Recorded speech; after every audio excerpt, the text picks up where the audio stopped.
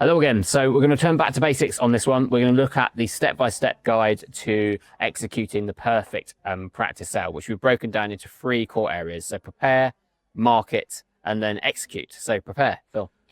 I think a lot of people look at a practice sale and think, it starts when you decide that you want to market the business, but it should really probably be 2 or 3 years before that period of time. So you really do need to really plan in advance. And the one big mistake that I think a lot of people make is they don't instruct or don't inform their accountant of their time frame. And what that can mean is challenges in how the accounts are prepared. And what we effectively want to do as a valuer is go to market with a set of accounts that we can demonstrate the profit is as high as possible.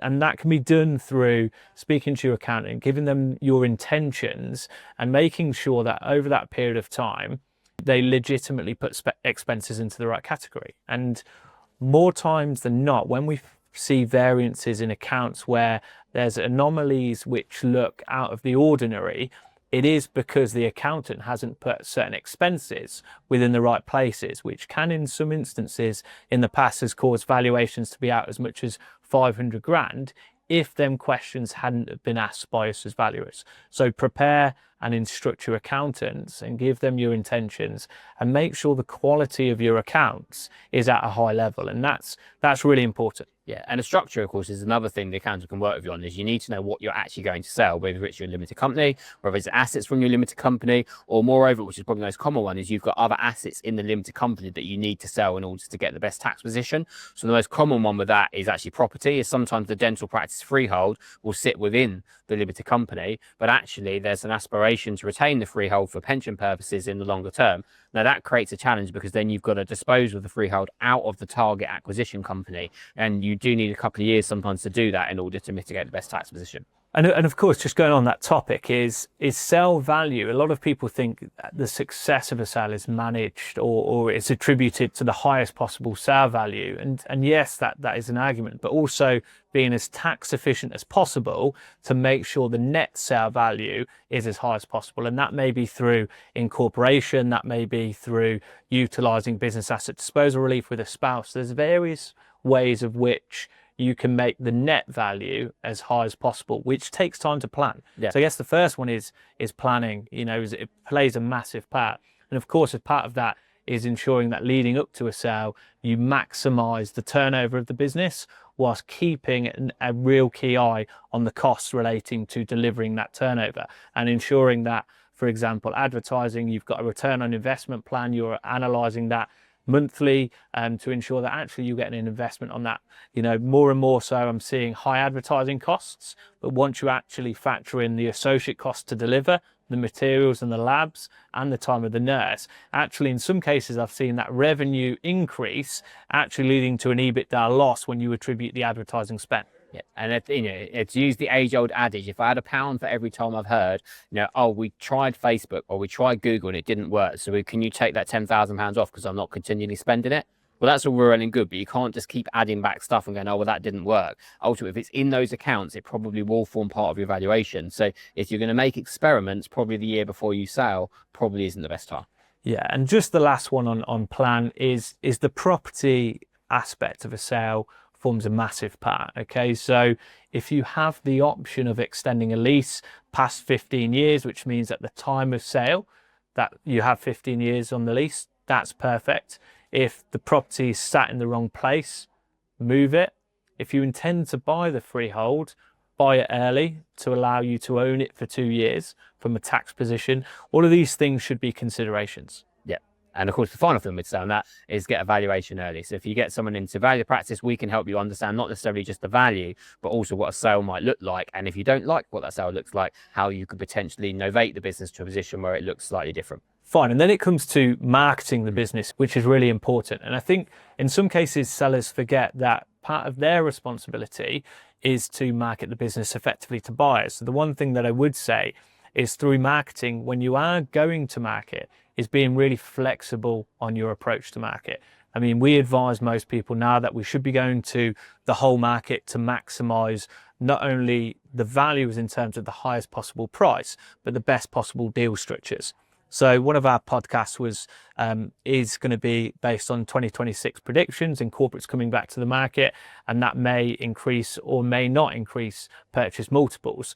But multiples isn't everything that you should consider when effectively accepting an offer.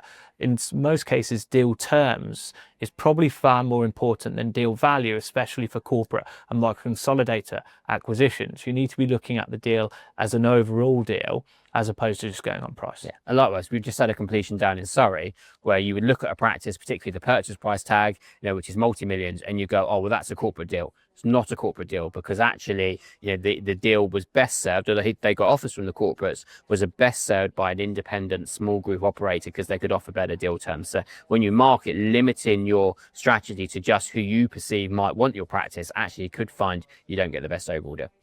Yeah, and really when you are marketing the business to potential buyers is really sell the business. A lot of the times, obviously our responsibility as an agent is to sell it to buyers. So we speak to buyers on a regular basis, we go through the opportunity. But in some cases, we have vendors that really turn up to the meetings not prepared and not in a personal position where they're actually trying to sell that business. They're almost trying to play a poker game of trying to negotiate their best possible terms at an early stage, i.e. saying, look, I only want to stay on for 6 months, I'm not prepared to stay on for longer, etc. When you're at that stage, what you want to be doing is selling the benefits of the business, creating a comfortable environment and making sure that that buyer thinks that you are in a position of which you want to stay and ensure that their success continues post yourself. Yeah, again, which to use an analogy again is get your buyer on the hook first, get them emotively having bought the practice and was conscribed as a business they want to pursue before you go to negotiating minutiae. It's far easier to negotiate from that position when you haven't got them on the hook in the first place. And then I guess the last one is execute. Okay, so you can do all of this good stuff. You can prepare and maximize your sale. You can market and you can find the perfect buyer on the perfect initial terms. But the next bit is executing the sale. And really, that's really important. The first thing that I would say is a solicitor, and a good dental solicitor is a vital part of this whole process. And it might even be that process of engagement starts in the prepare phase with the right solicitor advising on property aspects. But really the vast majority of transactions which involve a non-dental solicitor not only find themselves lasting 12 months, 18 months, but also find that the fees involved are higher and the level of expertise to get that transaction over the line just simply aren't there, meaning that the sale ultimately falls through. So a solicitor is really important. Yeah, and the other one is, it sounds stupid, but keep your foot on the gas. And we've got a load of practices at the moment where their completion's actually been delayed because they're not hitting the same level of revenue as what they were hitting when we went to market. And the reason for that is purely is that emotively they sold the business. So what they've done is they're not pushing it in quite the same way. But the problem is that your buyer wants to know they're buying what was promised to them at the outset. So now they're having to catch back up what they haven't been achieving because they've taken more time off, or indeed where they deal before Christmas, where they took a whole month off the month before completion and did absolutely no work.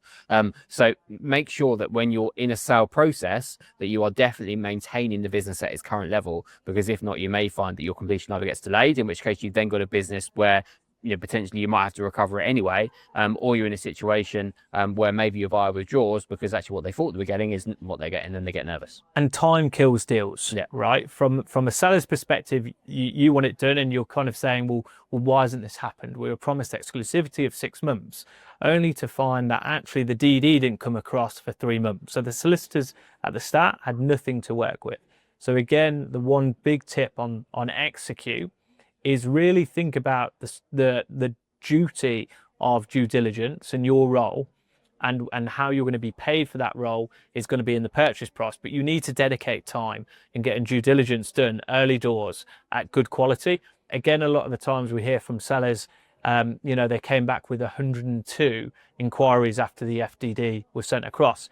That's likely because 80% of them inquiries just simply weren't filled out to an adequate standard, enable for the solicitor to report back to, in some cases, the bank on them inquiries. So really, when you're doing due diligence, make sure you dedicate the time, provide meaningful responses that will really help speed up transactions. Yeah. And again, that loops back to prepare, is that we can provide you with a list of all of the documents that you're probably going to need to hand over as part of the diligence exercise. Now, the diligence questionnaire will vary from solicitor to solicitor, but the list of documents won't vary by any great margin. So it's worthwhile maybe having those to hand, or have them certainly know where they are, or maybe in a Dropbox or similar at the point you go to market. And then when you get the diligence questionnaire, because everything will be at hand, it'll be far easier to run through that. And if you can target yourself to get that due diligence completed within the 4 weeks of heads of terms being signed, and then you're going to be in a far stronger position and will more than likely have a far quicker deal.